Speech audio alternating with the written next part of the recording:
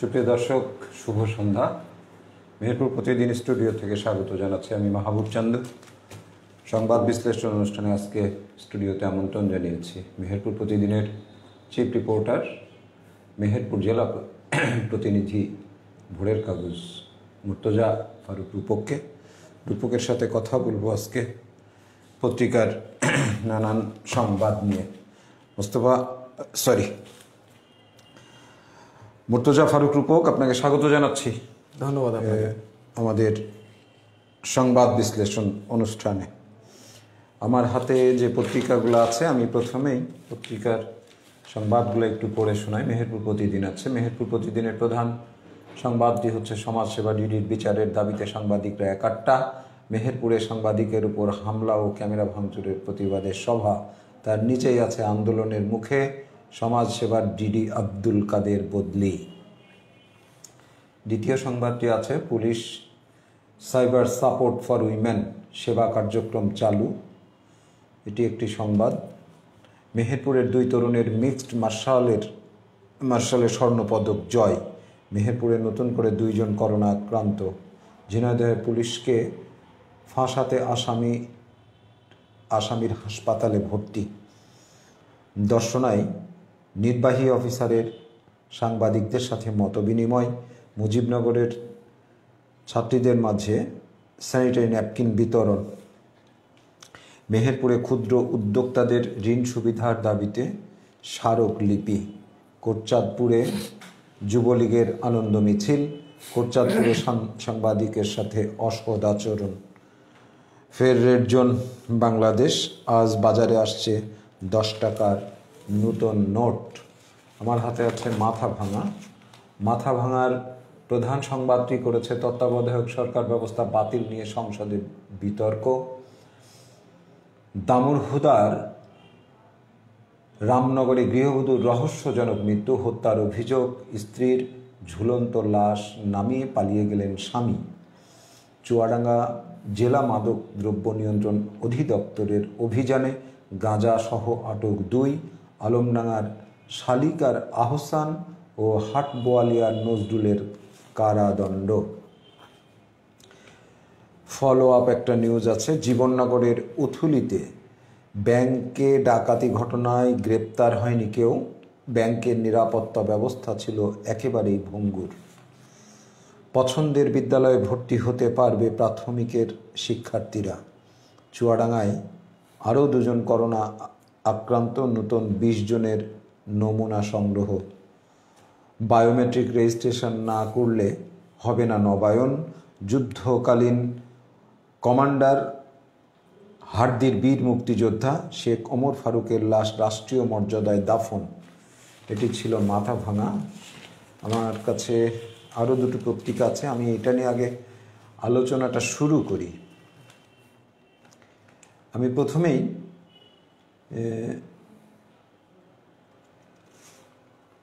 আলোচনা শুরু করতে চাই। খুব গুরুত্বপূর্ণ একটি নিউজ ছিল আমাদের 2-3 দিন ধরে। আপনি জানেন, একটা নিউজ আমাদের দামুড়হুদা জীবননগর চুয়াডাঙ্গা জেলার উথলিতে ব্যাংক ডাকাতির ঘটনায় গ্রেপ্তার হয়নি কেউ। ব্যাংকের নিরাপত্তা ব্যবস্থা ছিল একেবারেই ভঙ্গুর। এটা সম্পর্কে যদি বলেন। না, আসলে গ্রেপ্তার হয়নি কেউ, এটা আপনার পরে গ্রেপ্তার হয়েছে, যেটা অন্য আজকে সারাদিনে মনে হয় কোনো 3টা আসামি গ্রেপ্তার হয়েছে এটা নিয়ে। তো এখন আমার যে মতামত, একটা রাষ্ট্রীয় ব্যাংক যে ওরকম একটা ভবনে আছে, এটাই একটা মানে প্রশ্ন যে আসলে রাষ্ট্রীয় ব্যাংক এরকম একটা নিরাপত্তাহীন ভবনে থাকবে এবং সেখানে কোনো সিসি ক্যামেরা থাকবে না, সেখানকার নিরাপত্তা বিষয়টা নিয়ে প্রশ্ন উঠবে। এরকম একটা ব্যাংকে তো কিছু মানুষ তো অসাধু থাকেই, তাদের তো উদ্দেশ্য খারাপ থাকবে। তো এরকম একটা ঘটনা সেখানে ঘটেছে আর কি। সোনালী ব্যাংক বাংলাদেশের সবচেয়ে রাষ্ট্রীয়ত্ব ব্যাংকগুলোর মধ্যে সবচেয়ে গুরুত্বপূর্ণ, যাকে 1 নম্বর ব্যাংক বলা হয়। তো সেই ধরনের একটা ব্যাংকিং আর্থিক প্রতিষ্ঠান সেখানে কোনো সিসি ক্যামেরা নাই। এটা হতে পারে?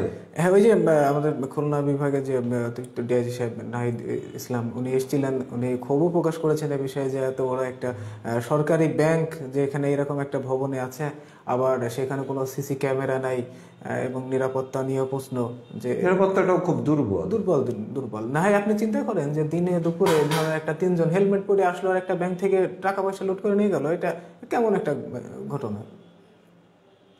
সেটাই আর কি, তারা যদি সে ধরনের ইয়েটা না পায়, ওরা তো যারা আসলে এই কাজটা করে আর কি, তারা তো আসলে ওটা রেকি করে প্রথমে। অবশ্যই অবশ্যই তারা পরিকল্পনা করেই আসে যে এখানকার ব্যবস্থাপনা কতটুকু আমরা এখান থেকে এই কাজটা করে, আমরা এই অপারেশনটা করে সাকসেসফুল কতখানি হবো, এখান থেকে আমরা বেরোতে পারবো কিনা।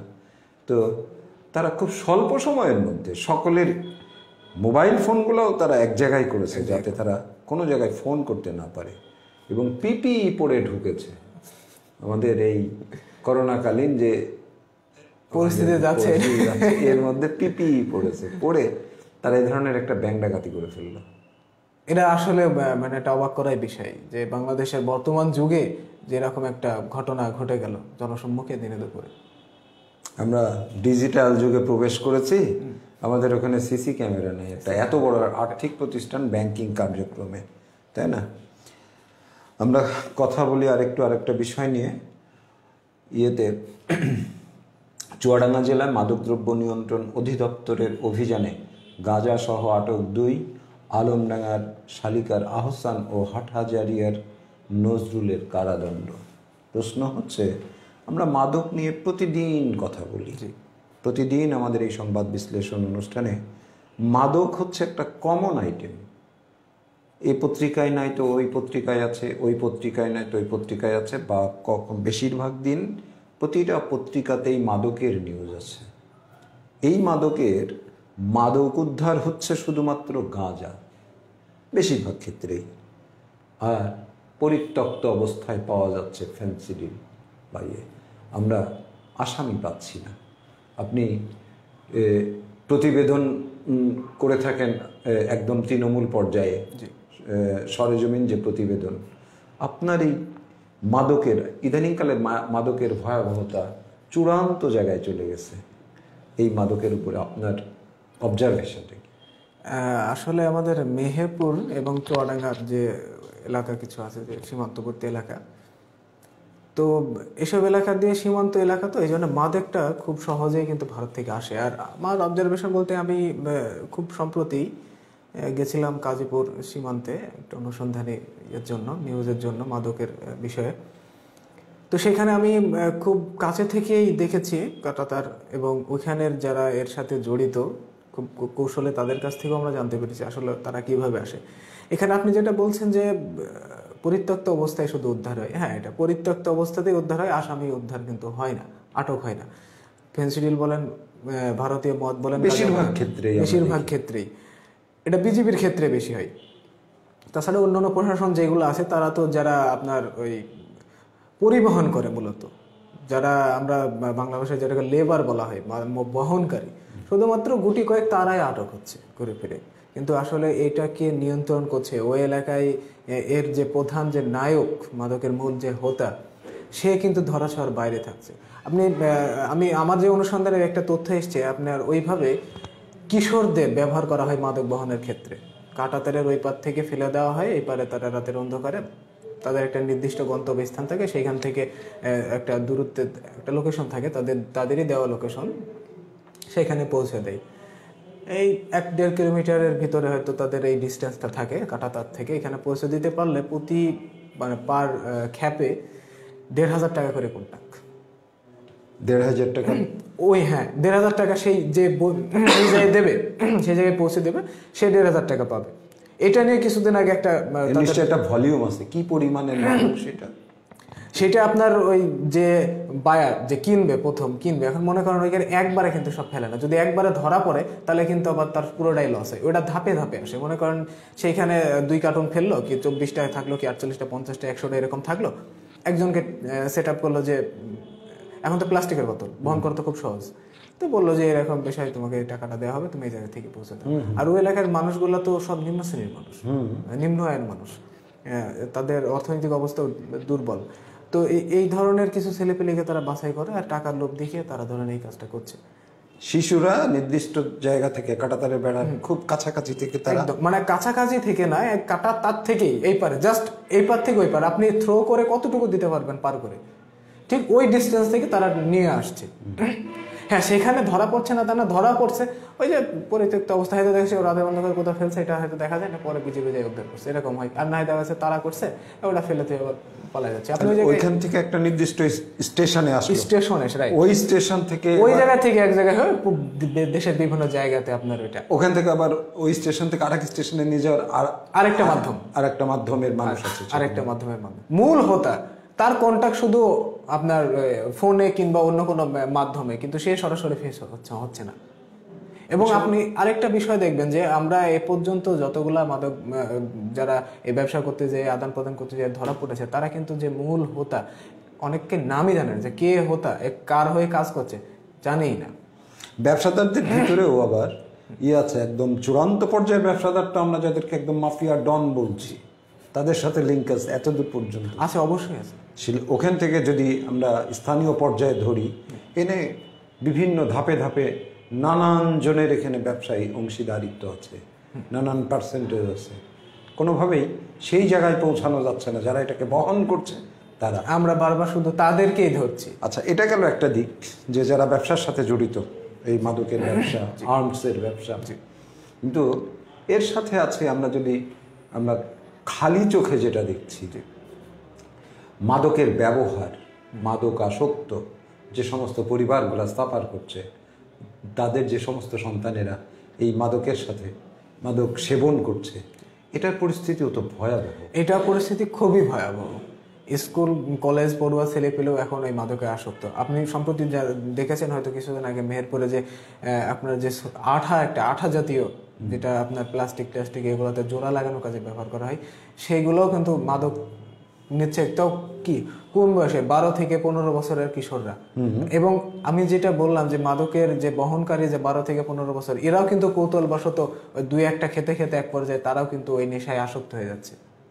পরে তারা ওই টাকার বিনিময়ে না, এমনি 2-1 বোতল পাওয়ার লোভেও কিন্তু তারা মাদকটা চালানটা পার করে দিচ্ছে। এখানে মাদক সেবীরাও এই কাজের সাথে সংযুক্ত না, মাদক সেবীদের কিন্তু টার্গেট করে না মূল হোতারা, টার্গেট করে ওই সমস্ত কিশোররা যারা অর্থনৈতিকভাবে দুর্বল, কিন্তু তারা মাদক সেবী হয়ে যাচ্ছে, মাদকাসক্ত হয়ে যাচ্ছে, ওরা একটা পর্যায়ে মাদকাসক্ত। জি জি, সেটাই হচ্ছে। দাবি বাস্তবায়ন না হলে বৃহত্তর আন্দোলনের ডাক। আমরা মাদক নিয়ে কথা বলছিলাম, মাদকের বিষয়ে একটা ব্যাপক আলোচনা। মাদকের এক হচ্ছে ব্যবসায়িক একটা ব্যাপার, এর সাথে রাঘব বোয়ালরা জড়িত থাকে, আর একটা হচ্ছে মাদক সেবন, এখান থেকে রোখা যাচ্ছে না। আমরা প্রতিদিন যেভাবে বলছি বা প্রতিদিন যেভাবে কাগজে রিপোর্ট হচ্ছে, আমাদের মফস্বলের পত্রিকাগুলা থেকে শুরু করে একদম জাতীয় গণমাধ্যম পর্যন্ত সকল ক্ষেত্রে মাদক আসক্ত, মাদক ব্যবসা, চোরাচালান, অনেক কিছু। আমরা আশা করব সংশ্লিষ্ট সকলে মাদক সেবনের ক্ষেত্রে অভিভাবকরা আরও যত্নশীল হবেন বাচ্চাদের প্রশ্নে, এবং যারা ব্যবসা করছেন আইনশৃঙ্খলা বাহিনী তাদেরকে ধরতে হবে, এর কোনো বিকল্প নেই। আমি আর একটা ব্যাপারে যে এটার কথা আপনার সাথে আলোচনা করতে চাই, দাবি বাস্তবায়ন না হলে বৃহত্তর আন্দোলনের ডাক। আপনি জানেন কালেক্টরেট ভবনের যে সমস্ত কর্মচারীরা আছেন, তাদের একটা আন্দোলন চলছে, তাদের চাকরির বিভিন্ন সুবিধা অসুবিধা নিয়ে। এই আন্দোলন 1 সপ্তাহ পার হয়ে গেছে অলরেডি। তারা একটা আলটিমেটামও দিয়েছে, 7 দফা দাবি আছে তাদের। এই আন্দোলনে তারা যদি আসলে বলছে, যদি এর মধ্যে দাবি না মানা হয় এই মাসের মধ্যে, তাহলে তারা বৃহত্তর ইয়েতে যাবে। আপনি সরেজমিনে নিশ্চয়ই তাদের আন্দোলনের বিষয়ে জানেন। হ্যাঁ, আমরা ওই যে কালকে যখন মানববন্ধনটা করলো, আন্দোলনটা করলো এবং জেলা প্রশাসক বরাবর স্মারকলিপি দিল, তাদেরও যে দাবিগুলো আছে একদম যৌক্তিক দাবি। আচ্ছা, তাদের দাবি নিঃসন্দেহে যৌক্তিক। তারপরেও বর্তমান যে পরিস্থিতি যাচ্ছে, সারা বিশ্বই কিন্তু একটা করোনা মহামারীতে অর্থনৈতিকভাবে সরকার সহ প্রতিটা দেশে কিন্তু একটা আপনার অর্থনৈতিক মন্দা চলছে এই মুহূর্তে, এবং তারাও কিন্তু ক্ষতিগ্রস্ত হচ্ছে। সব মিলিয়ে এখন সরকারের ভেবে দেখা উচিত আসলে এদেরও দাবিগুলো প্রয়োজন যে মানে পূরণ করা আর কি। কোনো কিছুই তো এদেশে আসলে একটা আন্দোলন ছাড়া, আন্দোলন প্রেশার ছাড়া দেওয়া বাস্তবায়ন ছাড়া করা কোনো খুব কঠিন। স্বাভাবিক নিয়মে বাস্তবায়ন হয় না। অবশ্যই তাদের যৌক্তিক দাবিগুলা সরকার মেনে নেবে, এটা আমরা প্রত্যাশা করব। তারাও তো খুবই তাদের বেতনও তো খুব আহামরি খুব বেশি না, তাই না? তাদের এই মানে আমাদের চাকরির যে বৈষম্য, সেই বৈষম্য দূর করে অবশ্যই তাদের যৌক্তিক দাবিগুলো মেনে নেওয়া উচিত বলে আমরা মনে করি। Police cyber support for women সেবা কার্যক্রম চালু। এটা কি ধরনের একটা প্রোগ্রাম? মূলত এটা সাইবার এই যে police cyber support for women, এটা হচ্ছে আপনার আপনি জানেন যে আপনি সিনিয়র সাংবাদিক যে আমাদের বাংলাদেশের অপরাধের 4/3 কিন্তু নারী ঘটিত, নারী এবং শিশু। আর এই যে পুলিশের যে একটা উদ্যোগ, এটা খুব ভালো একটা উদ্যোগ। এটা মানে যত তাড়াতাড়ি সম্ভব একদম উপজেলা পর্যায়ে যে থানাগুলো আছে সেখানে এগুলা চালু করা উচিত। এইখানে আমি যেটা দেখলাম, এই যে police cyber support for women, এখানে যে পুলিশগুলো থাকবে এবং যেসব ভুক্তভোগী নারীরা থাকবে, তাদেরকে সর্বাত্মক সাহায্য সহযোগিতা করবে নারী পুলিশ। আচ্ছা, এটা হচ্ছে ওদের মূল উদ্দেশ্য। এখন কোনো ভুক্তভোগী নারী অনেক সময় দেখা যাচ্ছে পুলিশ ভিকটিম যারা তারা আপনার পুরুষ যারা আছে তাদের কাছে হয়তো অনেক কিছু বলতে লজ্জা পায় কিংবা এমন সেন্সিটিভ বিষয় থাকে যেগুলো তারা মুখ খুলতে চায় না। তো সেই ক্ষেত্রে এই যে এরা চালু করেছে, এটা খুব ভালো একটা উদ্যোগ। নিঃসন্দেহে তারা নির্দ্বিধায় বলতে পারবে যে আমাদের সমস্যাগুলো, নারীদের সমস্যাগুলো তারা। এটাকে একটা সেল করেছে পুলিশের আলাদা উইমেন, জি, এটা উদ্যোগ নেওয়া হয়েছে, এখনো পর্যন্ত চালু হয়নি, তবে হয়তো বা খুব তাড়াতাড়ি প্রতিটা থানাতে এরকম একটা চালু হবে আর কি।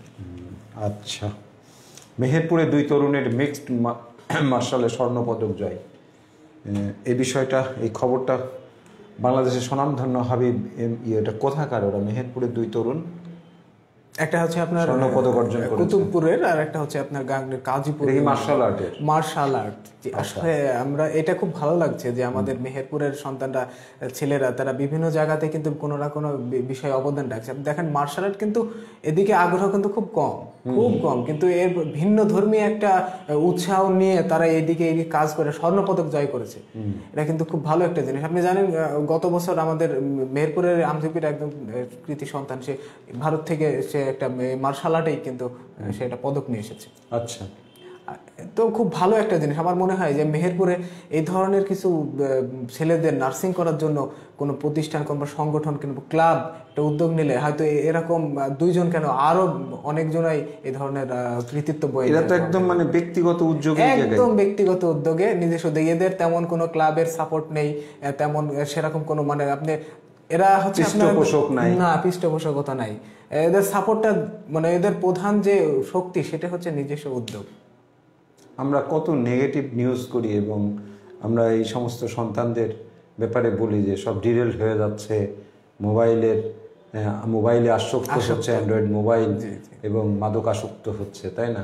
এর মধ্যে থেকে কিন্তু যারা আসলে একটু ভিন্ন চিন্তা করতে পারে, সেটা পারিবারিকভাবে তাদের সেইটা সহায়তা করা হোক বা নিজের থেকে হোক, এইভাবে আমরা কয়দিন আগে দেখলাম শিশু নোবেল, যেটা সেই 15 বছরের একটা ছেলে, নড়াইলে বাড়ি, সে মালালার হাত দিয়ে নোবেল শান্তি পুরস্কার, পাকিস্তানের সেই মালালা, নেদারল্যান্ডে সেই থেকে নোবেল কমিটির কাছ থেকে একটা শিশু নোবেল পেয়েছে, তার একটা অ্যাপস তৈরি করাকে কেন্দ্র করে বা আজকে দেখছি মার্শাল আর্টে এরা পেল। আপনি বলছেন গত দিনে আমঝুপির একজন। এটা আমাদের আসলে সুসংবাদ। মানে সেই দুঃসংবাদের মাঝে যখন সুসংবাদ আসে তখন ভালো লাগে। আচ্ছা, কথা বলবো দর্শনায় নির্বাহী অফিসারের সাংবাদিকদের সাথে মত বিনিময়। এটি একটি ঘটনা। মেহেরপুরের একটা গুরুত্বপূর্ণ নিউজ আছে। মেহেরপুরের ক্ষুদ্র উদ্যোক্তাদের ঋণ সুবিধার দাবিতে স্মারকলিপি। মেহেরপুর প্রতিদিনের এই নিউজটা গতকালকের যে স্মারকলিপি দিয়েছিল। ক্ষুদ্র উদ্যোক্তাদের ঋণ সুবিধার দাবিতে স্মারকলিপি। আমি যেটা বলছি যে গভর্নমেন্ট একটা পরিপত্র জারি তো করেছিলই, যে যারা এই উদ্যোক্তা তাদের ঋণ সুবিধা দেওয়া হবে করোনাকালীন সময়ে, যারা ছোট ব্যবসা করছেন বা ছোট উদ্যোক্তা, সত্যিকার অর্থে আমাদের মূল ধারার অর্থনীতি, আমাদের জাতীয় অর্থনীতিতে এই ছোট ছোট উদ্যোক্তা এবং ছোট ব্যবসাদাররা তারা কিন্তু গুরুত্বপূর্ণ অবদান রাখছে, বা এই বিষয়টা খুব, এই সেক্টরটা খুব গুরুত্বপূর্ণ। তারা সেই ঋণ সুবিধা পাচ্ছে না, ব্যাংকগুলো সেই দিচ্ছে না। 4% যে ওইটার প্রায় 20,000 কোটি টাকা যে প্রণোদনা দিয়েছিল, ওর মধ্যে 4% না 4.5%-এর যে সুদ দিয়ে তাদের যে এই ঋণ সুবিধা দেওয়া, এটা দিচ্ছে না। আপনি জানেন কিনা বিষয়টা? ইয়েতে না, এটা জানি। আপনি যেটা বললেন যে ক্ষুদ্র উদ্যোক্তারা কিন্তু খুব গুরুত্ব বহন করে আমাদের অর্থনৈতিক উন্নয়নে। আমি গেছিলাম কালকে ওনাদের যে স্মারকলিপি প্রদান করার ওই সময় আমি ওই জায়গায় ছিলাম। ওইখানে আমি যেসব ফেসগুলো ছিল তারা সবাই উদ্যোক্তা, এবং ওখানে বেশ কয়েকজন নারী উদ্যোক্তারাও ছিল। যে করোনার মহামারীতে তারা আসলে ক্ষতিগ্রস্ত, সবাই ক্ষতিগ্রস্ত। তো এরপরে যেটাকে কাটিয়ে ওঠার জন্য সরকার যেটা ঘোষিত একটা ঋণ সুবিধা দেওয়ার কথা বলেছে, এবং ব্যাংকগুলা সেটা দিচ্ছে না, এবং নিতে গেলে অনেক সময় হয়রানির শিকার হচ্ছে। এটা আসলে বিষয়টা খুব খারাপই, যে ব্যাংকগুলা কেন দিবে না? সরকার তো বলেছেই। আর এদেরকে সুবিধা, যদি ঋণ সুবিধা না দেয়, তাহলে এরা তো আপনার যে এই যে মহামারীতে যেটা হারিয়েছে সেটা তো ওদের পুনরুদ্ধার করা সম্ভব না। যদি প্রতিষ্ঠানগুলো মুখ থুবড়ে পড়বে, মুখ থুবড়ে পড়বে। অলরেডি পড়েছেও, কিছু কিছু প্রতিষ্ঠান বন্ধ হয়ে গেছে। কিছু প্রতিষ্ঠানে যারা, যেসব একটা প্রতিষ্ঠানে আপনি যেটা যতই ক্ষুদ্র বলেন না কেন, সেখানে ম্যাক্সিমাম আপনার অন্তত মিনিমাম 5-7 জন তো আছেই কর্মচারী, কর্মকর্তা। এই 5-7 জন যাবে কোথায় যদি এটা বন্ধ হয়ে যায়? এটা তো বেকার হয়ে যাবে। তো এই মেহেরপুরে যে কয়জন ছিলেন, ওখানে খুব বেশ কয়েকজন কিন্তু ওই প্রতিষ্ঠানের সাথে জড়িত ছিলেন। হ্যাঁ, জড়িত ছিলেন, এবং ক্ষুদ্র ক্ষুদ্র বেশ কিছু আপনার ওই যে প্রতিষ্ঠান যেটা অলরেডি বন্ধ হয়ে গেছে মেহেরপুরে, তারাও কিন্তু ওই যে স্মারকলিপি প্রদানে অংশ নিয়েছিলেন। তাদেরকে আমার যেটা মতামত, তাদেরকে আসলে ব্যাংক সুবিধা যাতে খুব, ঋণ সুবিধাটা খুব যেন ভালোভাবে পায়, বিষয়ে জেলা প্রশাসক দেখবেন, এবং তাদের যেন আবার পুনরায় ঘুরে দাঁড়াতে পারে সেই সহযোগিতাটা অবশ্যই সরকারের এবং আমাদের জেলা প্রশাসনের করা উচিত। এবং লক্ষ্যটাই ছিল এটা, লক্ষ্যটাই ছিল যে করোনা পরিস্থিতি মোকাবেলা করে তারা এই ক্ষুদ্র ব্যবসায়ীরা তাদের ক্ষতি কাটিয়ে ওঠার জন্যই কিন্তু মূলত এই সরকারের এই উদ্যোগ। সেক্ষেত্রে ব্যাংকগুলার তো আসলে এদের ব্যাপারে সত্যিকার অর্থে গাফিলতি আছে, নিঃসন্দেহে গাফিলতি, তাই না?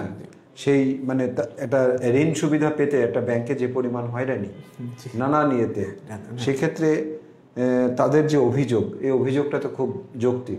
আমরা আশা করব যে সংশ্লিষ্ট বিভাগ, বিশেষ করে আমি জেলা প্রশাসক মহোদয়ের দৃষ্টি আকর্ষণ করব যে এই বিষয়ে তারা যদিও গতকালকে স্মারকলিপি দিয়েছে, আমরা এই অনুষ্ঠান থেকে আহ্বান জানাবো, আমরা এই বিষয়টায় আসলে খুব সিরিয়াসলি একটা তদারকি দরকার।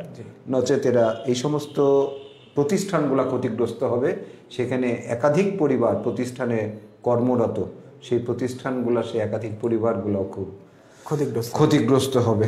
আমরা অবশ্যই আশা করব এর একটা সুরাহা দেখতে। আচ্ছা, আমি কথা বলবো 15 বছর পার তবুও পাননি অবসর ভাতা। সাদ্দার রহমান বিআরডিবিতে চাকরি করতেন। আপনি জানেন গতকালকে মেহেরপুর জেলা প্রেস ক্লাবে গত পরশু উনি একটা সংবাদ সম্মেলন করেছেন। সেই সংবাদ সম্মেলনে আমি অবশ্যই সেই সংবাদ সম্মেলনে ছিলাম। এই সাদ্দার রহমান 1972 সালে ডিগ্রি পাস করেছেন। আচ্ছা, 72 সালে ডিগ্রি পাস করে উনি একটা মাঠ কর্মী হিসেবে চাকরি করলেন সারা জীবন। উনি রিটায়ার্ড করলেন 15 বছর আগে, এখনও ওনার পেনশন সুবিধা পাননি। আমি অবাক হলাম যে আসলে মানুষের সৎ যুক্তি কত যে জরুরি, এবং জানা বোঝা মানুষের সাথে চলাটা কত জরুরি। নচেত 72 সালে একটা ডিগ্রি পাস করা মানুষ, সে আপনি ভাবেন ওই সময়টায় সে কত বড় চাকরি করতে পারত। না, সেটা তো ঠিক। বিআরডিবির মতো একটা প্রতিষ্ঠানে সে মাঠ কর্মী হিসেবে চাকরি তখন তো প্রকল্পের আওতায় ছিল, তাই না? অথচ তার যোগ্যতাটা ছিল কিন্তু একটা বড় পদে চাকরি করা, ভালো চাকরি করা। হয়তো কোনো উদ্দেশ্য নিয়ে উনি ওই জায়গায় গেছেন, অথচ তিনি এই 15 বছর হয়ে গেল পেলেন না। এটা আসলে খুব দুঃখজনক একটা বিষয়। উনি যখন সংবাদ সম্মেলন করছেন, আমি অনেকটা ইমোশনাল হয়ে গেছিলাম। ওনার কষ্টের কথা যখন বলছিলেন, উনি বিভিন্ন দপ্তর, কিন্তু দেখেন বয়স কিন্তু অনেক বছর বয়স, এখন চলাফেরা করাই মুশকিল এই বয়সে। তো তো এই বয়সে উনি বিভিন্ন দপ্তরে গেছেন, ঢাকা পর্যন্ত গেছেন, সব জায়গায় দেখতে একাধিকবার গেছেন ঢাকায়। এর কাগজপত্র সব আমরা আমাদের কাছে যে কাগজপত্রগুলো দিয়েছিল সব কিন্তু সঠিক, একদম নির্ভুলভাবে কাগজপত্র দিয়েছে। কিন্তু দেখেন এই যে কর্তৃপক্ষের ভুলে, বিআরডিবির ভুলেই কিন্তু কোনো কারণে নামটা মিসিং হয়ে গেছে। সেই নামটা আবার পুনরায় এন্ট্রি করার সাফার করছে, যে এই এন্ট্রি করার জন্য সাফার হতে হচ্ছে কিন্তু ওনাকে। এবং কাগজটা কি, কাগজটা হচ্ছে যে সাফদার রহমানের ইয়েটা হচ্ছে 182 জন রাজস্ব তালিকায় আসে, রাজস্ব তালিকায়, ঠিক না, সরি, এই যে 82 জন, 87 জন, 87 জন রাজস্ব তালিকায় অন্তর্ভুক্ত হচ্ছে ছাঁটাই বাছাই করে। সেখানে লিখছে 87 জন আর তালিকা দিচ্ছে 82 জনের, ওখানে 5 জনের নাম নেই, ঠিক আছে। অথচ ইনাদের যখন করা হয়, তালিকা প্রণয়ন করা হয়, যাচাই বাছাই করা হয়, তখন ওখানে 120 জন ছিলেন, ওখানে ওনার 38 নম্বরে নাম ছিলেন। হ্যাঁ, 120 জনের মধ্যে 38 নম্বরে নাম আছে। ওইখান থেকে 87 জন বাছাই হলো, বাছাই হয়ে 82 জনের তালিকা আসলো, 5 জনের নাম নাই, তার মধ্যে উনিও। তাহলে এই যে ব্যত্যয়, এই ভদ্রলোক তার জীবন সায়ান্নে এসে 15টি বছর আগে তার এই রিটায়ারমেন্ট, 3টা ছেলে, 4টা মেয়ে, স্ত্রী, সবাই বড় হয়ে গেছে, সবারই সংসার আছে যদিও, কিন্তু উনি সেই টাকাগুলো পাননি। খুব কালকে এদিনকে ওনার ওই সংবাদ সম্মেলনটা খুব খারাপ লেগেছিল, উনি কান্নাকাটিও করেছেন। হ্যাঁ, যে এই অবস্থায় দিন। আমি তো বললাম আমি অনেকটা ইমোশনাল হয়ে গেছিলাম। আসলে এটাই, শেষ বয়সে এসে যদি চাকরি করে যদি এরকম তাকে ওই পেনশনের টাকার জন্য যদি 15 বছর ধরে ঘুরতে, আসলে একটা মানুষের ধৈর্য থাকেই বা কত বছর। আমরা বিভাগীয় বিষয়ে তো অনেক কথা বলি, হয়তো সেই গতকালকের ঘটনা তো আজকে পুরাতন হয়ে গেছে। আমি আলোচনাটা যদি ওর সাথে টার্ন করে যদি নিয়ে আসি, যে সমাজসেবা ডিডির বিচারের দাবিতে সাংবাদিকরা 11টা, গতকালকে আপনিও ছিলেন, মেহেরপুরের সকল সাংবাদিক সমাজের ব্যানারে একটা আন্দোলন করলো আমাদের সমাজসেবা ডিডির বিরুদ্ধে। যদিও কালকেই আন্দোলনের 3-4 ঘন্টার মধ্যেই ওনাকে এখান থেকে বদলি করেছে সাতক্ষীরার আশাশুনি ইয়েতে। তাহলে আমরা যে অনুসন্ধানী রিপোর্টগুলা করি, এই অনুসন্ধানী রিপোর্টগুলা যেখানে দুর্নীতি, অনিয়ম, তাহলে ডিপার্টমেন্টগুলা কি ব্যবস্থা নেয়? আমরা যদি সাফদার রহমানের কথা ধরেই যদি কথা বলি, আমরা অনুসন্ধান করেছি ওই বর্ষিবাড়ি স্কুলের হেডমাস্টার, আমরা অনুসন্ধান করেছি গভর্নমেন্ট হাই স্কুলের তথ্য গোপন করে চাকরি সিদ্দিকুর রহমান, তাই না? এগুলো দৃশ্যমান আমরা কি পদক্ষেপ দেখলাম? আসলে আপনি যেটা প্রথমেই বললেন যে সমাজসেবা ডিডির বিচারের দাবিতে সাংবাদিকরা একাঠা, পথসভা হয়েছে, একটা মৌন মিছিল হয়েছে। আমার কথা হচ্ছে যে আসলে বিচার যদি আমাদের পেতে হয়, তাহলে কি আমাদের একাঠা করে এই মৌন মিছিল আর পথসভার মাধ্যমে নিতে হবে? প্রেশার দিয়ে দেখেন, ঘটনা 9 দিন পার, তারপরে এর একটা আন্দোলনের মুখে কিন্তু বিচার হলো। বিচারটা কি? তাও একটা এতিমখানাতে তাকে বদলি করা হলো। আসলে এই সরকারি কর্মকর্তারা দুর্নীতি করবে, অন্যায় করবে, তাদের রিপোর্ট করতে গেলে সাংবাদিকদের হ্যারাসমেন্ট হতে হবে, তাদেরকে আটকে রেখে মারধর করা হবে, ক্যামেরা ভাঙচুর করা হবে, এবং বিচারের বদলে তাদের কি হবে? বদলি। আসলে এইটা কোনো বিচারই না। বদলিটা কি শাস্তি নাকি? এটা কি কোনো আসলে শাস্তিই না। আপনি যা বলছেন অনুসন্ধানের নিউজগুলো আমরাও করি, অনেক সময় অনেক নিউজগুলাই করি। আপনি কয়েকটা উদাহরণ দিলেন, এগুলো অলরেডি পত্রিকায় প্রকাশিত হয়েছেও, কিন্তু দেখেন দৃশ্যমান কোনো ব্যবস্থাই কিন্তু নেয়নি। উল্টে হয়েছে কি, যারা অপরাধী তাদেরকে সেভ করার জন্য কিন্তু একটা পক্ষ লেগে গেছে। সাংবাদিক মনে হচ্ছে আমরা রিপোর্ট করে আমরাই যেন অপরাধী। মানে চুরি করা অন্যায় না, চুরি করাটা বলে দেওয়াটা অন্যায়। এক্স্যাক্টলি। তুমি সাংবাদিক বললা কেন? সাংবাদিককে উল্টিয়ে প্রশ্ন করে আবার। ওই মেহেরপুরের ডিইও, জেলা শিক্ষা অফিসার, উনি আবার প্রশ্ন করেন এইভাবে যে আপনার এত ইন্টারেস্ট কেন? না, আসলে এটা খুব অন্যায়। একটা সাংবাদিকের কাজ কিন্তু এই অন্যায়, দুর্নীতিগুলা, এই ব্যত্যয়গুলা সমাজে তুলে নিয়ে আসা। আমরা এগুলা কিন্তু বারবার করে বলছি। আমরা যেমন ইয়েতে লিখছি পত্রিকায় লিখছি, শুধু ইয়েতে না, এই সমস্ত অনিয়ম শুধু আমাদের স্থানীয় পত্রিকা মেহেরপুর প্রতিদিন, মাথাভাঙা, সময়ের সমীকরণ বা পশ্চিমাঞ্চল বা দৈনিক কুষ্টিয়া, দৈনিক টাইমস, কুষ্টিয়া টাইমস, এগুলাতেই না, আমাদের জাতীয় পত্রিকাগুলোতেও কিন্তু এই সমস্ত রিপোর্টিংগুলো হলো। তাহলে আমাদের এই দৃশ্যমান আমরা এখনো পর্যন্ত কোনো ব্যবস্থা গ্রহণ করতে দেখলাম না। আমাদের কালকে বাংলা মিশনের যে তুহিন আরণ্য ভাই ছিলেন, উনি একটা কথা বলেছিলেন তার বক্তব্যের মাঝে, যে আসলে চোরে চোরে কি মাস্তাতো ভাই হয়েছে।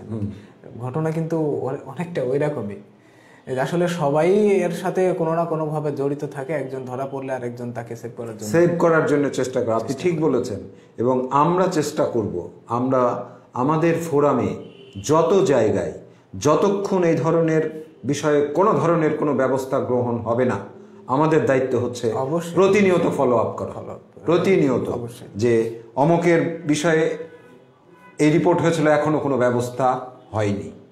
দেখেন এই যে আমরা প্রথমে যেটা বললাম যে আন্দোলনের মুখে এবং তাছাড়া এই যে জোর করে ছাড়া বিচার পাওয়া মুশকিল এখন বর্তমানে।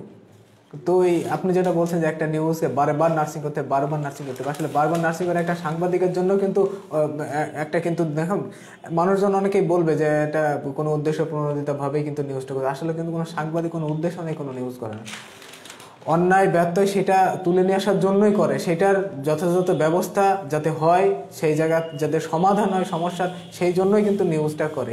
না সে তো বটে, সেক্ষেত্রে এটা যতক্ষণ না হলে তো নিজেরাই, সংশ্লিষ্ট যে কর্তৃপক্ষ আছে তাদেরকে হয়তো উচিত যে যে অন্যায় দুর্নীতিগুলো, এটা অবশ্যই, যেটা আপনাকে তো মাঝে মধ্যে আপনাকে আমাকে কথা শুনতে হয় না যে অমুকের দুর্নীতি বা অমুক অনিয়মের বিরুদ্ধে আপনারা তো নিউজ করেছিলেন, তো কি হয়েছে? অবশ্যই শুনতে হয়, কথা শুনতে হয় না? শুনতে হয়, তখন খারাপও তো লাগে, খারাপ লাগে, হ্যাঁ, যে একটা অপরাধী কলার নাড়িয়ে বলবে যে কি করতে পারলেন আমার, তাই না? অথচ আমরা কিন্তু এক ধরনের ঝুঁকি নিয়েই সেই কাজটা করলাম। সেই অনিয়মের বিরুদ্ধে যে তথ্যপাত্রগুলো আমাদের সংগ্রহ করতে হলো, কম কষ্ট হয়নি। সেখানে আর্থিক বিষয়ও জড়িত, যে আমরা কত কিভাবে সোর্স ব্যবহার করে সেই তথ্যপাত্র সংগ্রহ করে আমরা একটা রিপোর্ট করলাম, অথচ সেটার কোনো সুরাহা হলো না। আমার কাছে আছে পশ্চিমাঞ্চলের প্রধান সংবাদটি হচ্ছে দেশব্যাপী বড় ধরনের নাশকতার ছক, বিজয়ের মাস ডিসেম্বরকে সামনে রেখে তৎপর পুলিশ ও গোয়েন্দা সংস্থাগুলিও। এখানে আরেকটি নিউজ আছে, স্বরাষ্ট্রমন্ত্রীর করোনা পরীক্ষার ফল এবার নেগেটিভ। জীবননগর উথিলি ব্যাংক লুটের ঘটনায় জিজ্ঞাসাবাদের জন্য 3 জন আটক। আপনি যে কথাটা বলছিলেন, এখানে 3 জন আটকের কথা লিখছে। এখানে চুয়াডাঙ্গায় কোভিড-19 মহামারীর কারণে ক্ষতিগ্রস্ত প্রতিবন্ধিতাদের পরিবারের সদস্যদের মাঝে নগদ অর্থ বিতরণ, এটা খুব ভালো একটা খবর। আসলে প্রণোদনা ছাড়া এই প্রতিবন্ধী এদের বাঁচা মুশকিল। এমনি স্বাভাবিক মানুষ যারা, তাদেরই এখন অনেক ঝক্কি ঝামেলার মধ্যে দিয়ে দিনাতিপাত করতে হচ্ছে। আমি কথা বলবো, আচ্ছা এখানে আর কি নিউজ আছে? মাছ ব্যবসায়ীকে জরিমানা। 2টা রাজনৈতিক নিউজ আছে। ভার্চুয়াল বক্তৃতায় ওবায়দুল কাদের, নির্বাচনে ব্যর্থ হয়ে আগুন সন্ত্রাস বেছে নিয়েছে বিএনপি। প্রেস ক্লাবে মেজর অবসরপ্রাপ্ত হাফিজ, ভোট নয় অভ্যুত্থানে পতন ঘটবে বর্তমান সরকারের।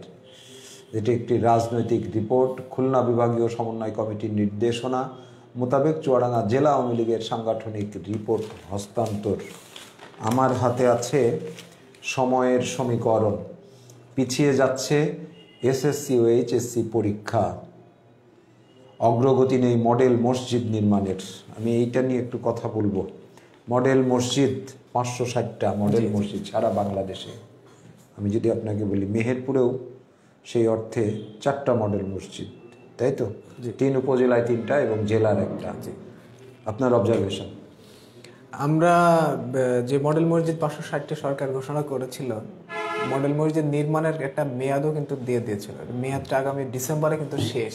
কিন্তু আপনি জানেন যে মেহেরপুরে এখনো পর্যন্ত কোনো মডেল মসজিদ কিন্তু সম্পূর্ণভাবে তৈরি হয়নি। এমনকি মুজিবনগরে যে মডেল মসজিদের কথাটা বলা হয়েছে এবং বাজেটটা যে সবকিছু ওকে, জায়গা নিয়ে নির্ধারণ নিয়ে ঝামেলার কারণে এখন পর্যন্ত সেখানে কাজই শুরু হয়নি।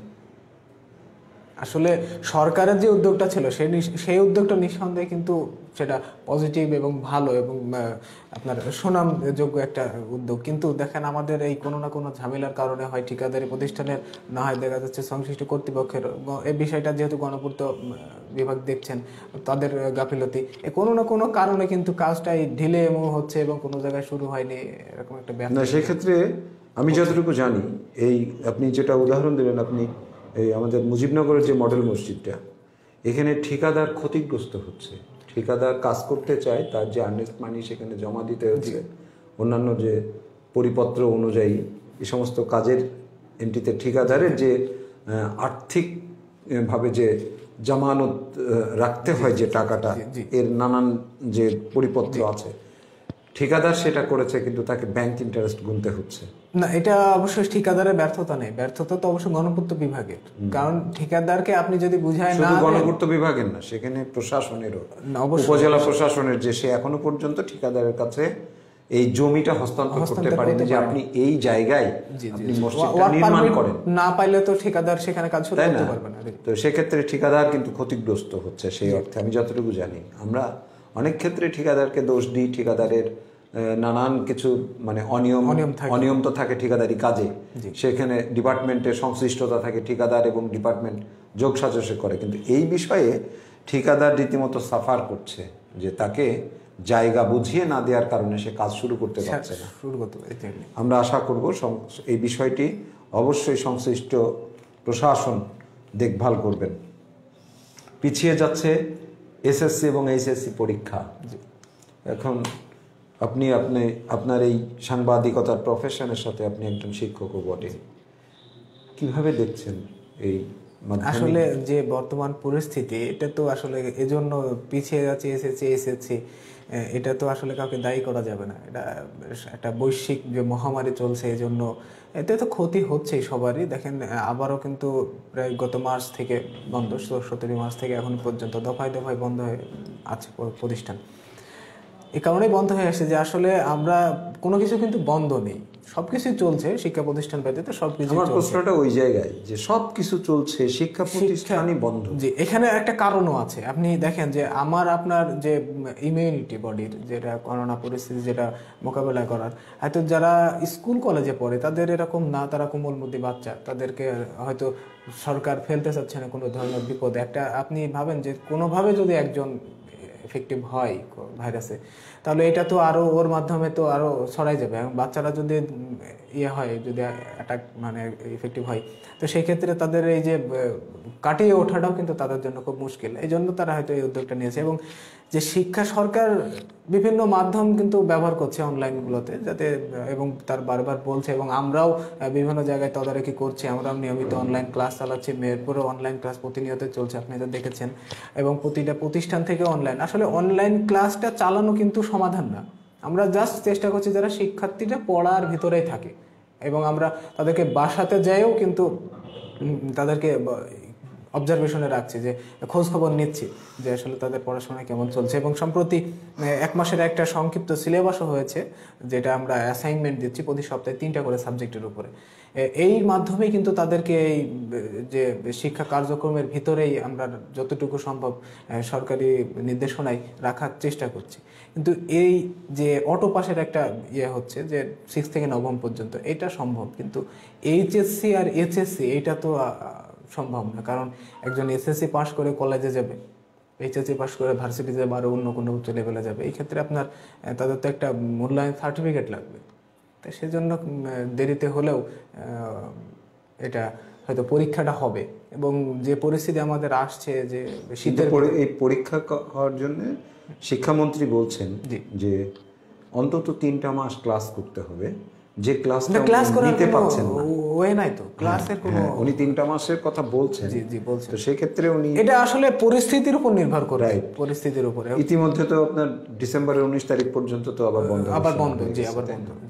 তাহলে আলটিমেট ওনার বক্তব্য অনুযায়ী যে পরিস্থিতি বিবেচনায় হয়তো এই পরীক্ষাও পিছিয়ে যাবে, তবে পরীক্ষা 2টা হবে এ ব্যাপারে উনি বলেছেন। এখানে আরেকটা কোশ্চেন আছে, দেখেন আপনি আপনার স্কুলে ক্লাস 6 থেকে ক্লাস 10 পর্যন্ত, তাই না? এখন এই পরীক্ষা, পাবলিক পরীক্ষার ব্যাপারে সরকারি একটা সিদ্ধান্ত, যে ছেলে মেয়েরা ক্লাস 6 থেকে 9 পর্যন্ত মাত্র 2.5 মাস ক্লাস পেয়েছিল, যদি আমি ওইভাবে ধরি। মার্চের 17 তারিখ থেকে শিক্ষা প্রতিষ্ঠান বন্ধ চলতি বছরের, তাই তো? 2.5 মাসে তো তার সিলেবাস শেষ হবে না। 2.5 মাস মানে নতুন বইয়ের তো গন্ধ কাটেনি এখনো, তাই না? স্কুল বন্ধ, সে প্রমোশনটা কিভাবে পাবে? সেই প্রমোশনটা আসলে যে অ্যাসাইনমেন্টটা দেওয়া হচ্ছে, এটা কিন্তু যে মূল্যায়ন হবে না, যে যে অ্যাসাইনমেন্টে ভালো করবে সে 1 হবে, 1 রোল নাম্বার হবে, যে অ্যাসাইনমেন্টটা তার চাইতে একটু খারাপ করবে সে 2 হবে, বিষয়টা কিন্তু এরকম না। পরিস্থিতি মোকাবেলার জন্য সরকার জাস্ট পড়াশোনার ভিতরে রাখার জন্য, এটা শিক্ষামন্ত্রী নিজেই বলছেন একটা অনলাইন একটা কনফারেন্স, একটা টক শোতে, টেলিভিশনের। তো তাদের ওই নির্দেশনা মোতাবেক যে মূল্যায়ন, এবং আপনি যেটা বললেন যে 2.5 মাসে পরে বন্ধ, নতুন বইয়ের গন্ধও কাটেনি, কিন্তু আসলে এটা তো পরিস্থিতির শিকার সবাই। এক্ষেত্রে ওই আমরা যতটুকু পারছি চেষ্টা করছি তাদেরকে পড়াশোনার ভিতরে রাখার, এবং যে সিলেবাস কমপ্লিট হয়নি, আপনি যেটা বললেন যে সিলেবাস হয়তো প্রথম যে নতুন যে 1 মাসের একটা সিলেবাস করেছে ওরা, যে আপনার মাউসি যে সিলেবাসটা দিয়েছেন, সেটা আপনার সংক্ষিপ্ত আকারে সিলেবাস, গুরুত্বপূর্ণ কিছু একটা বইয়ের গুরুত্বপূর্ণ কোনো কিছু জিনিস যে দিয়ে সেটা দিয়ে আপনার দেখা যাচ্ছে যে যেটা পড়ানো হয়ে গেছে সেটা বাদে যেটা খুব গুরুত্বপূর্ণ, যেটা না পড়লে হয়তো নেক্সট শ্রেণীতে যায় শিক্ষার্থীরা এই বিষয়ে বুঝবে না, সেইগুলা নিয়ে কিন্তু তাদেরকে নতুন নতুন অ্যাসাইনমেন্ট দেওয়া হচ্ছে, এবং অ্যাসাইনমেন্ট যাতে তারা সুন্দরভাবে করতে পারে সেই জন্য তাদেরকে কিছু ক্লু দেওয়া হচ্ছে, যে এইটার উপরে তারা পড়াশোনা করে, এটার উপরে রিসার্চ করে তারা অ্যাসাইনমেন্টটা সম্পন্ন করতে পারবে। করোনা মহামারীতে সত্যিকার অর্থে স্টুডেন্টরাই ভুগলো অনেক বেশি, আমি আর একটা সংবাদের উপর আলোকপাত করব। সারা দেশে 11,000-এর বেশি চিকিৎসকের পদ শূন্য, একটা ভয়াবহ চিত্র। চিকিৎসক 11,000-এর বেশি পদ শূন্য। সেখানে একটা পরিসংখ্যান এখানে আছে, আমাদের অত্র এলাকার চুয়াডাঙ্গার আছে 21 জন, মেহেরপুরের 45, ঝিনাইদহের 77, কুষ্টিয়ার পরিসংখ্যানটা এখানে নাই।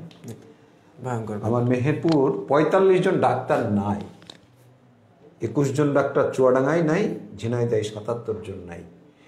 মানুষের স্বাস্থ্য সুরক্ষার প্রশ্নে ডাক্তার, আমরা কত কি করছি, অথচ ডাক্তারের এই পদ শূন্য দীর্ঘদিন।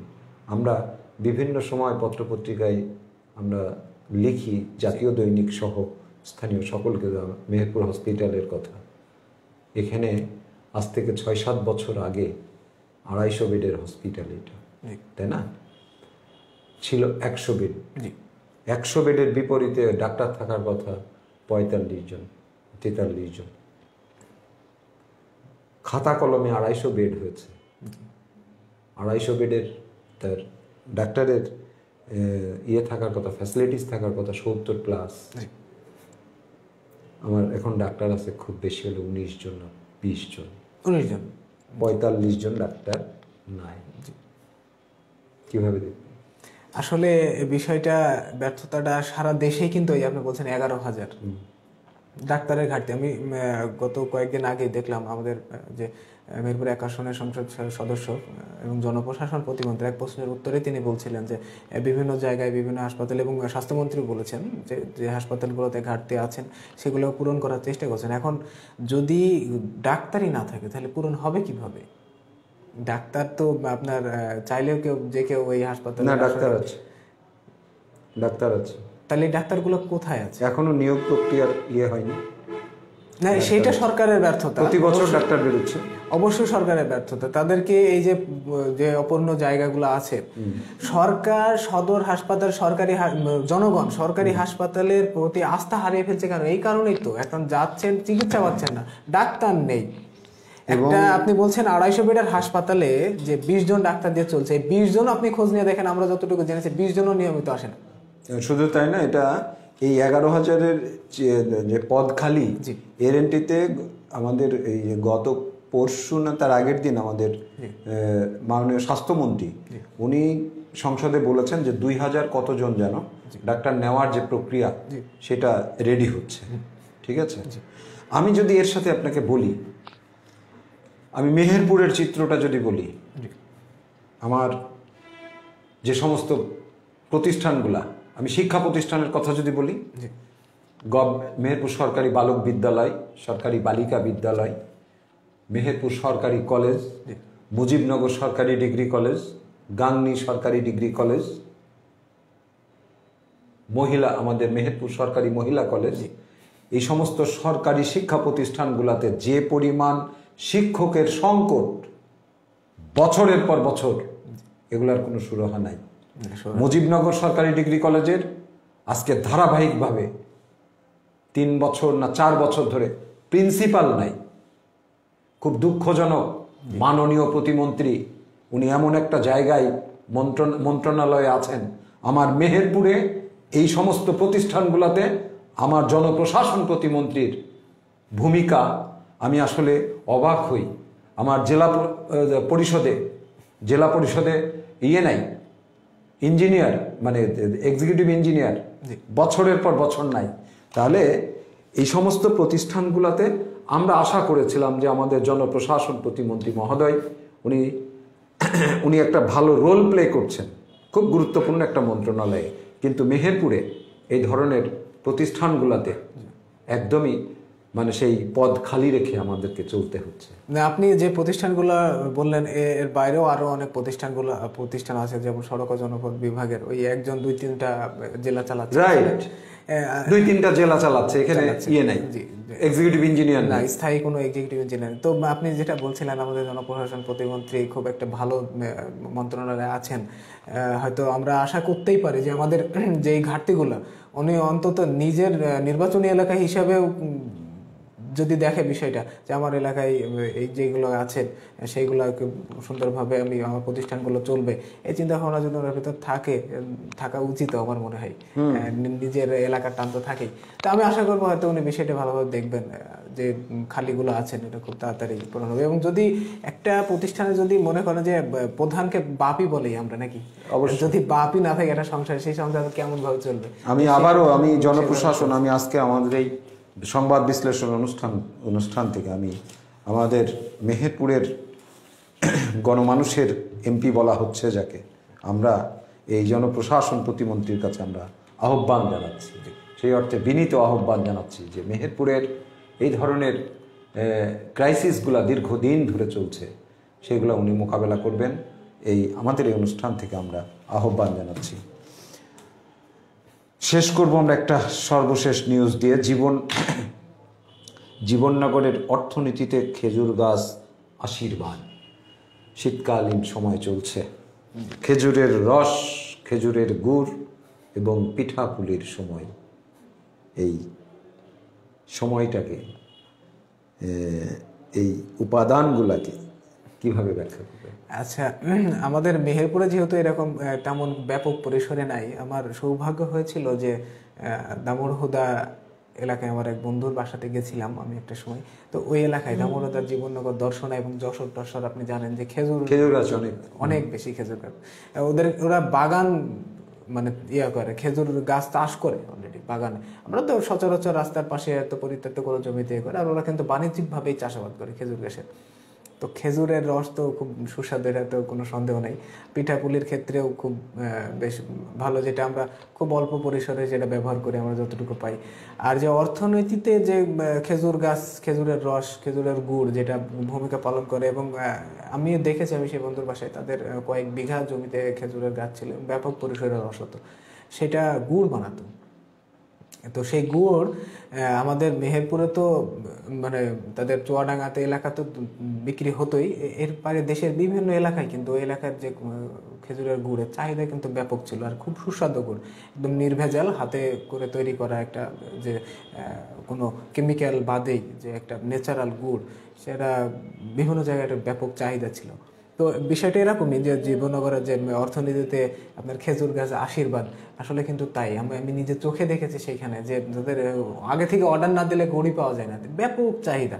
তো সেই ক্ষেত্রে কিছু পিছিয়ে পড়া আপনার চাষি আছে, যারা নিম্ন আয়ের মানুষ, তারা তো এই সময় অবশ্যই খেজুর গাছ আশীর্বাদ। আমাদের মেহেরপুরেরও চাহিদা আছে, তবে অবশ্যই সব জায়গাতেই আছে, রাইট। কিন্তু ইদানিংকালে যেটা দেখি আমরা, যে নির্দিষ্ট কয়েকটি জায়গা, নির্দিষ্ট কয়েকটি মানুষকে বিশ্বাস করে গুড় নেওয়া ছাড়া আপনি দেখবেন অনেকে গুড় বিক্রি হয় না। তার কারণ সেখানে ভেজাল, চিনি মেশানো। তাহলে চিনি মিশিয়ে যখন খেজুরের গুড় বিক্রি করে, আর খেজুরের গুড়ের ব্যাপারে একটা বিশ্বাস অবিশ্বাসের জায়গা আছে, এটা ঠিক আছে। এই বিশ্বস্ততা না থাকলে আমরা খেজুরের গুড়ের যে ফ্লেভার, খেজুরের গুড়ের যে স্বাদ, আমরা সেই স্বাদটা পাবো না। জি। যদি ওটা গুড়ের যদি মানে সেই রসের মধ্যে যদি কোনো ভেজাল দেওয়া হয় বা গুড়ের মধ্যে কোনো ভেজাল দেওয়া হয়, তাহলে আমরা সেটা পাবো না। শীতকালীন সময় চলছে, অবশ্যই আমরা একটা ভালো খেজুরের গুড়ের পিঠা খেতে পারি এমন গুড়ের এখানে থাক, সরবরাহ থাক, আমরা সেই প্রত্যাশা এবং জিভে সেই রস নিয়েই আমরা আজকে আমাদের এই সংবাদ বিশ্লেষণ অনুষ্ঠান শেষ করব। অনেক ধন্যবাদ মুর্তজা ফারুক রূপক। সুপ্রিয় দর্শক, কথা বলছিলাম মুর্তজা ফারুক রূপকের সাথে, বিভিন্ন বিষয় নিয়ে কথা হলো আমাদের। আমি প্রতিদিনই যেটা বলে থাকি দর্শকদের উদ্দেশ্যে, যে আসলে আমাদের এই অনুষ্ঠান নিয়ে যদি একটু মতামত ব্যক্ত করেন আমরা উপকৃত হব, এবং আমাদের আলোচনা আসলে কেমন লাগছে সে বিষয় নিয়ে আমরা অবশ্যই আপনাদের কাছে কিছু তো প্রত্যাশা করতেই পারি, যে কিছু মন্তব্য লিখুন। সেটা পক্ষে হোক বিপক্ষে হোক সেই বিবেচনার দরকার নেই। খুব নির্মোহভাবে অনুষ্ঠানটা একটা মফস্বল জেলা শহর থেকে আমরা এই ধরনের একটা অনুষ্ঠান পরিচালনা করছি। সেই অনুষ্ঠানটা যদি সত্যিকার অর্থে আমরা আপনাদের কাছে ভালো লাগে, তাহলে আমরা তো অনুপ্রাণিতও হই এবং মনে হবে যে আমরা যতটুকু এই অনুষ্ঠানের বিপরীতে যে কষ্টটা করছি সে কষ্টটাও সার্থক হয়। মন্তব্য করুন, অনুষ্ঠান সম্পর্কে লিখুন মন্তব্যের ঘরে। সবাই ভালো থাকুন, সুস্থ থাকুন, শুভরাত্রি।